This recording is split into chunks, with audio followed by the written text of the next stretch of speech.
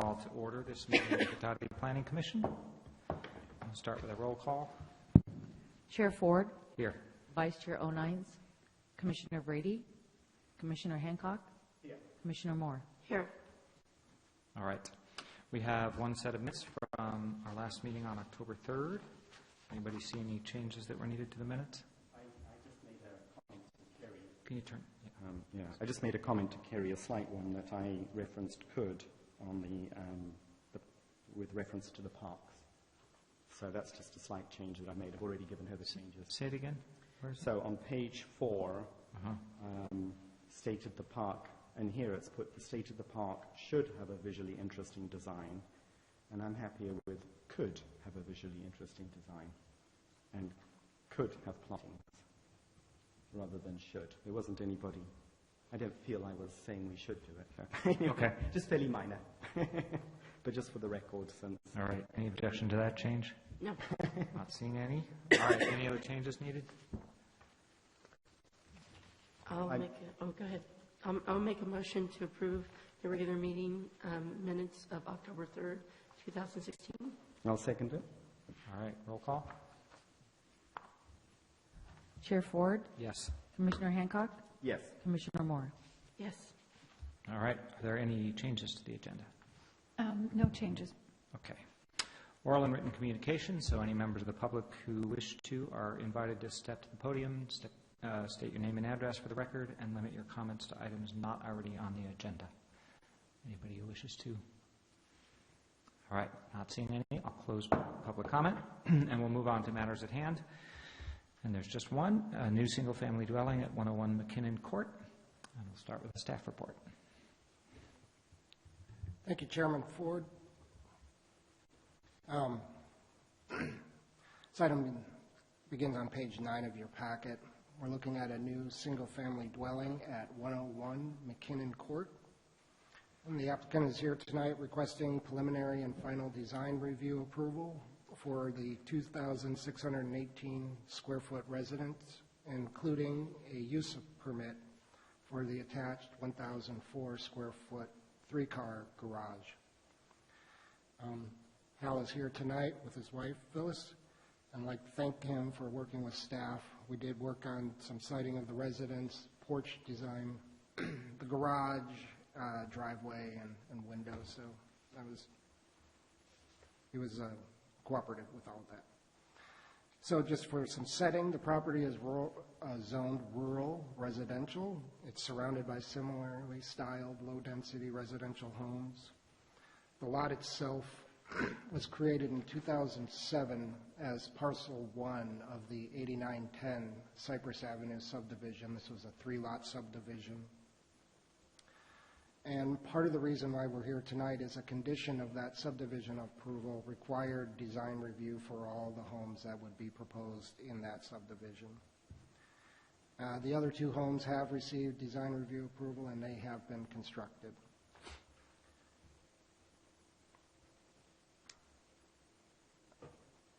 The home that's proposed tonight is a single-story ranch home with a covered entry porch and an attached 3-car garage. It's sited so that it faces towards and takes access from McKinnon Court. This was a condition of the approval for the subdivision, and this would be as opposed to taking access from Cypress Avenue.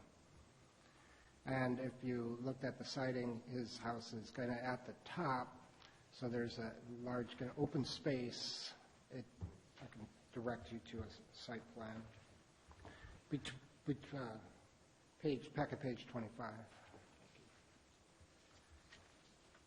So there's a nice open space yard between Cypress Avenue and the residence.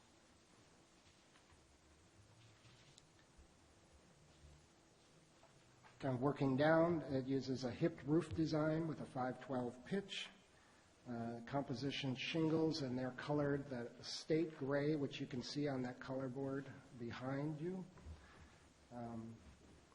The shingles use a shadow line effect, which helps deepen the appearance of the depth of the shingle. And you can also see the horizontal lap siding is that hardy board. It's not the board color, it's the color swatch that's on top of it. It's like yeah, a gray-green, and then the darker shade for the trim just below that one, exactly, you got it there. And then the same colors on that board. The windows are vinyl, single-hung windows, supposed to be white. They have muntins in them to give it the paned glass look. The porch is a usable porch, and it meets our 8-foot depth requirement. And if you look at the elevations all the elevations are articulated, and the volume, bulk, and massing of the residence is really consistent with the neighboring properties. One item that was raised at the Design Review Committee was a question about solar, and the house is going to be wired for solar. He expressed that there's a desire to have solar, but it's just a matter of how the whole costing is going to work. But it will be wired for it. The site's going to be graded so that it drains to swales that were installed as part of the subdivision infrastructure. And also will capture the roof runoff from the downspouts will be directed to dissipators also located towards the rear of the property, which will discharge into those swales. In addition to design review, there is a requirement for a use permit. The 3-car garage exceeds the 2-car covered parking requirement. Our code requires a use permit anytime you want to go above the requirement. The 3-car garage is not inconsistent with what you see up there. The neighboring property already has a 3-car garage. And additionally, they have the challenge that there's no on-street parking permitted on McKinnon Court. It's the minimum width to provide fire access. So they have a garage that can accommodate up to 3 cars and still can accommodate guest parking.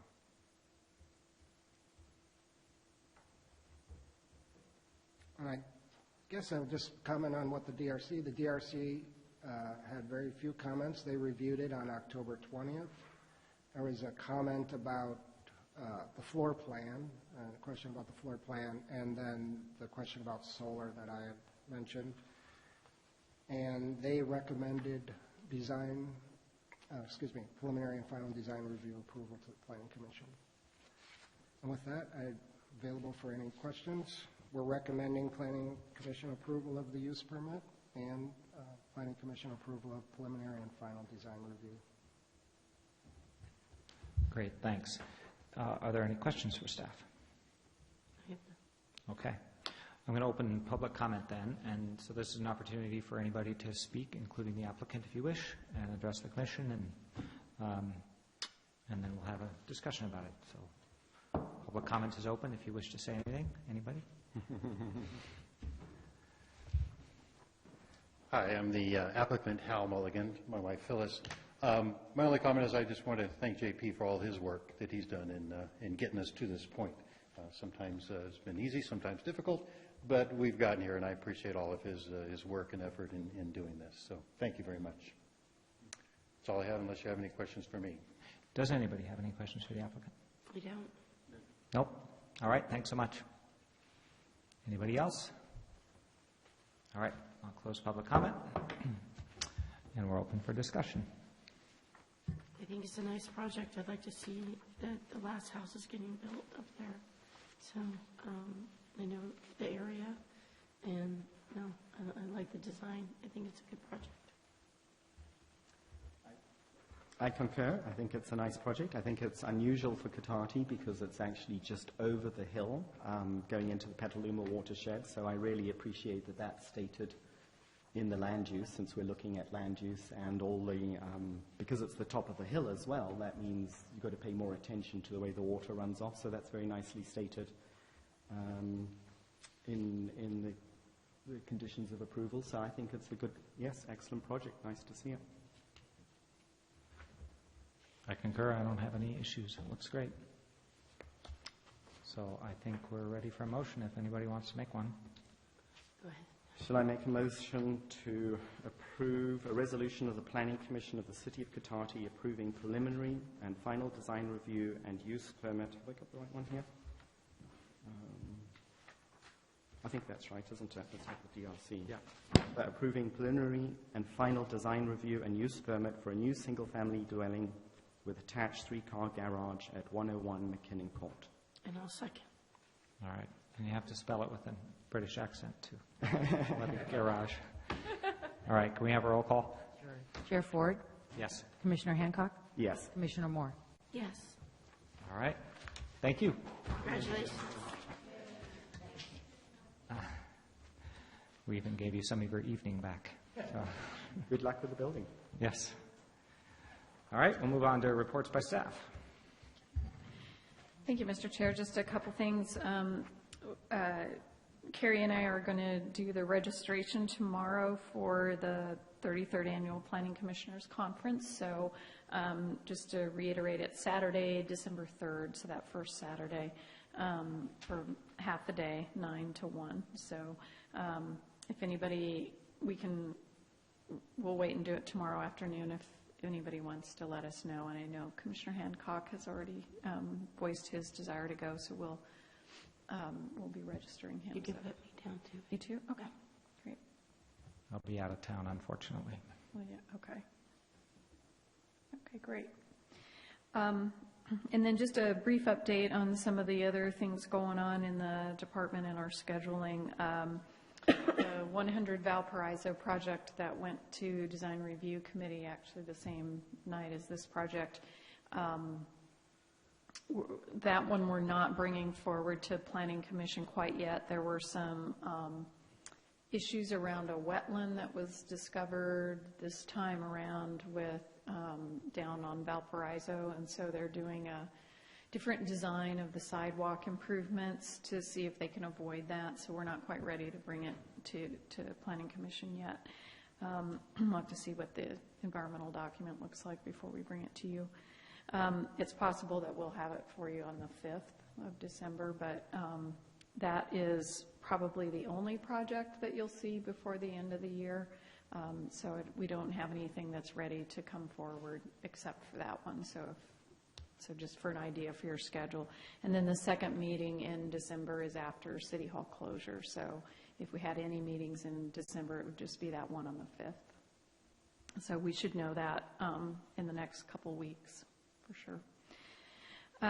We are in the process of adopting the 2016 building code updates. We do those on a triennial cycle, so we're introducing those Wednesday night at the council meeting, and then planning to adopt them on the 22nd. So if anybody has a particular interest in those. Is there any big changes we should know about? I wouldn't say. I think the biggest changes have to do with increased energy efficiency through green building. It climbed another 15% with this code cycle, so that's a good change. We're adopting a couple of new codes, including the property maintenance code, which gives us a little better handle on properties that are going into decline and how we respond and how soon we can respond to those. Just gives us more tools in the tool chest. And also the pool and spa code. There's a separate code that is adopted on the national scale that California is adopting now, so we're going to adopt that one as well. And then the rest of the changes, I think, were mostly about clarifying with the fire code on a local level when we wanted to require fire sprinklers. So I think those are the big ticket items. Although our visiting battalion chief may have some other things he'd like to add. The big push this go around was trying to get all the cities and the district playing on the same page. So trying to make everything, for the different developers and contractors, where we're all playing by the same set of rules. And we got pretty close this time. Right? It's a good goal. Yeah, that is a good point, is that the fire and building code officials have been working on the local area amendments for months, I'd say at least 6 months, trying to get agreement among all the jurisdictions as to exactly what would be needed so that everybody in the region has the same expectations and same plan requirements. It just makes it easier for folks. So that's a good accomplishment for us before the end of the year. Just also a question on that. Anything on electric vehicle ports? We will be bringing you, not with this go-round, although many jurisdictions adopted them together, we'll be bringing back the electric vehicle charging ordinance to you, probably in January. Oh, okay, good. Yeah. So there's a model ordinance or something out there? There is a model ordinance, yeah, and legislation requires us to have it in place before the end of 2017. So we're already doing the process, but this codifies it, so. I just noticed that with the process of adding solar panels, I got the electrician just to put in a port at the same time, and it was free basically. You know, I just did it in the negotiations, so you know. So I can come charge at your house? You can. Okay. With a long extension cord. With your Tesla. One of the other programs that I think I mentioned that the department's been working on is a fee deferral program, allowing folks to defer impact fees until occupancy or final inspection.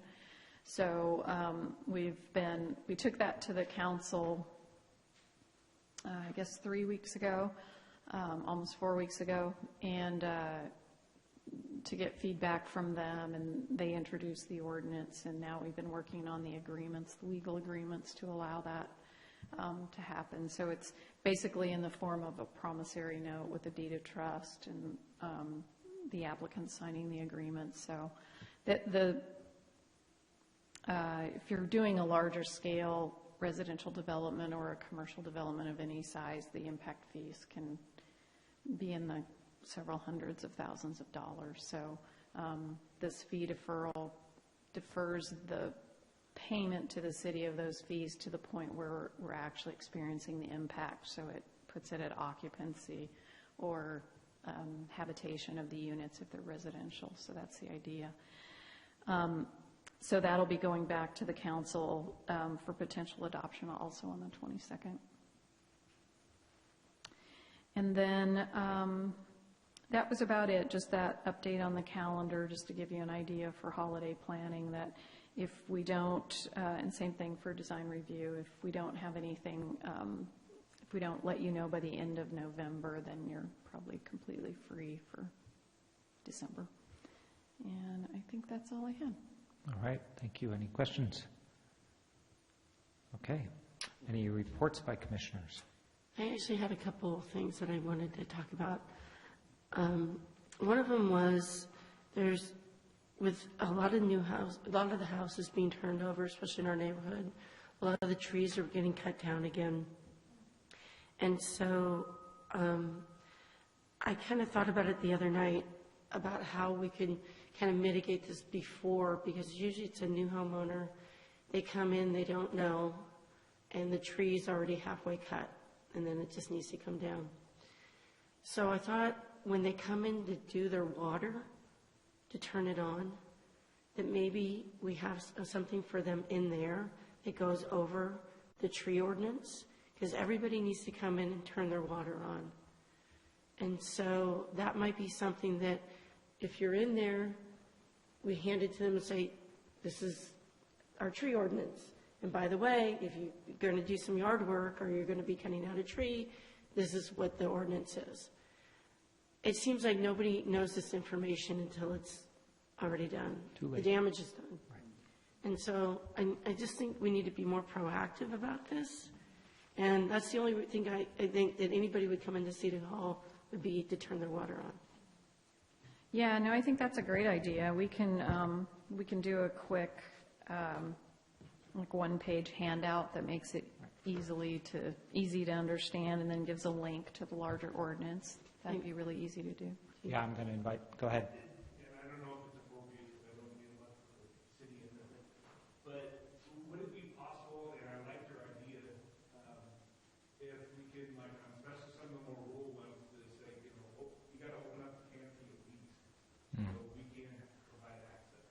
and that just gets the conversation started. If they're going to be working on trees, then they have to come in, then they have the ordinance, then they would have to get a come in permit. and talk to planning anyways, and then they do an arborist, and they go and look at the trees. Even to trim back. Yeah, Clear driveway. yeah, yeah.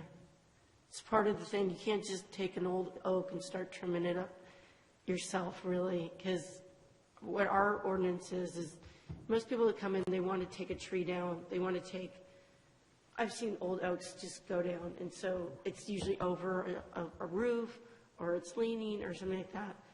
Our ordinance is basically if the tree is over 12 inches in diameter, they need to come get an arborist to look at the tree before they take it down, and if there needs to be trimming of it or whatever needs to be done, it's done at that time. But nobody knows that except for people that have helped write that ordinance. And so that's what ends up happening is somebody comes in, buys a house, and the tree is leaning, and they just take it out. So I just thought that would be more proactive, so. Yeah. Yeah, no, I think that's a good idea. We can do that. We can work on that during the holiday closure to put something together and get it over to. And then I just have one more thing. I see a lot of, I know we talked about this years ago, Roanoke Park has a kind of a ordinance where you can't, so, you know, our nice neighbors across the street put a driveway right in the middle of their lawn for their RV. And, which is neither here nor there, I mean, whatever. But I see now more RVs and more boats being parked either on the street or on people's properties that are kind of inappropriately parked. Also, I see a lot of now, like, you know, couches being put out in the summertime. Just this stuff that, like, I know Roanoke Park has an ordinance about that. I don't even know what you would call a nuisance of when you see a neighbor that has all this stuff out in front of their yard. There's nothing we can do about it. And I know it's private property, but it does affect people's property values at some point. And, you know, having a boat right in the middle of your front yard where you look across the street and that's what you see is, you know, it's, we don't have anything to do about that. It just is what it is. No, actually we do. We can't, our codes don't allow people parking in their yards, in their setbacks, basically. So if it's the front lawn, then that's typically the front yard setback. So that isn't allowed, and we've had a lot more of those. We've been responding to a lot more of those this year than I remember as well. Trailers with boats, non-motorized trailers parked in the public street as well. So we have been, I'd say we've done 4 of them at least in the last 6 or 8 weeks. Yeah. So they have been on the increase, and we have been responding to them. So it's what makes it a little dicey with ours is it's not clear what exactly, what level of debris or decoration constitutes a violation. So we just have to use our judgment on that. But definitely vehicles parked is not okay with the code. So, and I know that. I mean, I know it's going to, we have a neighbor that has blue tarp all over his roof now down LaSalle, and he's roped it all.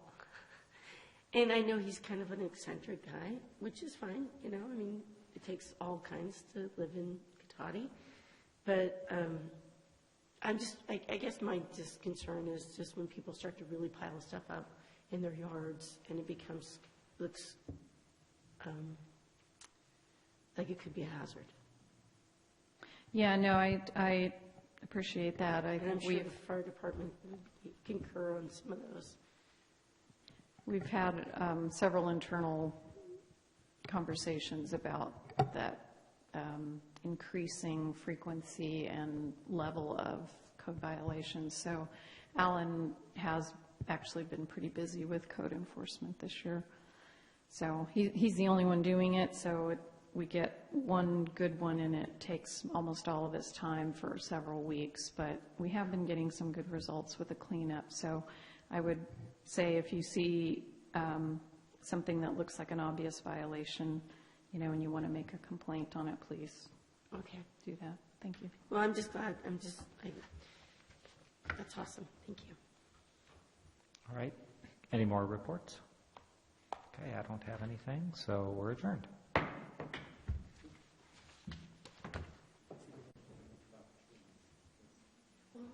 we had a neighbor take down the big cypress right, do you know the big cypress that was right by the park? So when you walk down by the pocket park, his neighbors have bought the place right next door. There used to be a big tree that. Oh, yeah, right up by the street? Yeah, Yeah, right. and then one day we came home and half of it was gone. I was like. So they probably hired somebody to do it, right? So what the